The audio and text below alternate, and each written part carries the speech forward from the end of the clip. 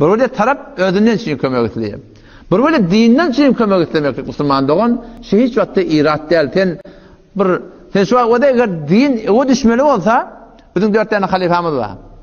Şu 4 tane halifanın her gayetinde bir bariz, aşikar, başkasından farklırak bir sıfat var.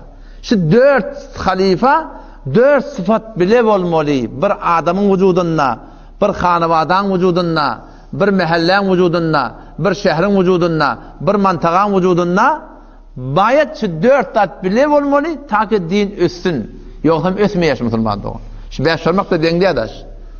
Ol hitallar götürme olanı 4'üsünü götürsen bolýarsın bilerim. 2'nin bilen. Emma başa barmak bolmasa var ahim. Aslında götürüp boýnak. Birini tutup bolacak ýaşaň. Otam şu 4 tane halifan her gaýtynda bir has sıfatda Müslüman doğun. Peygamber Huda Aleyhisselam ştada tagazayı kömek edipdir. Her kim din için elinden gelen kömek etmeli. Her kim Allah'a istidad ettir. Siddiq radıyallahu anhu da şol batırlık edermellik bilen has bir yumşaklık bağmıştık. Ve Faruk Azam radıyallahu anhu da şol edermellik bilen bir sefti yok, katılık bağmıştık. Osman Gani radıyallahu anhu şol hayalığı bilen edermellik bilen has bir köpten köp baylık bağmıştık şonda. Mali taydan.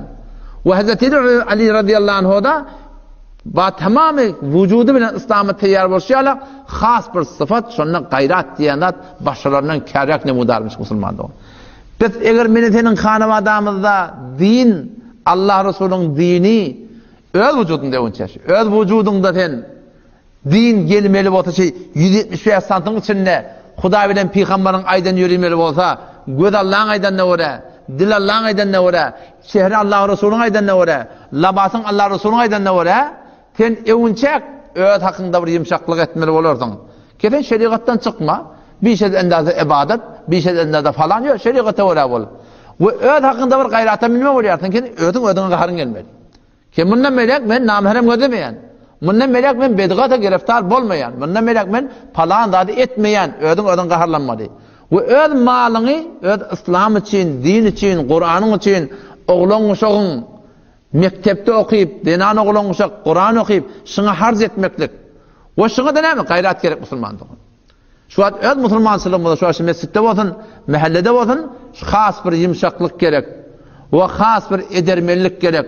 Ve Allah'ın yoluna malından, radından harz etmeklik gerek. Ve şundan hemmeti bola gayrat hem gerek musulmandığın, İslam için, Kur'an için ayak kaldırmağına. Ele çermemende çürüyüm. Bir adam ferzet edabet, şu an Hazreti Osman'ın malı var. Malken, mallar adam Türkmenlerde beterken, emma şu malı harz etmeyene gayrat gerek. Şu malı doğru harz etmeyene Hazreti Ali'nin ilmi gerek. Ve şu harz etmeklikte de var ahim, şeriata mutabık Hazreti Ömer'in kıyalı qata'ane emelket gerek Müslümandığın. O zaman şu taydan var şunu beş vermek deyince Müslümandığın her bir yerde olaylı, her bir yerde giden görüyorsun Kur'an sünnete mutabık rahmet çekiliyemi, şu taydan malından, canından, dilinden ve ilminden her bir yerde giden Müslümandığın şuna kömekleşip durmalı.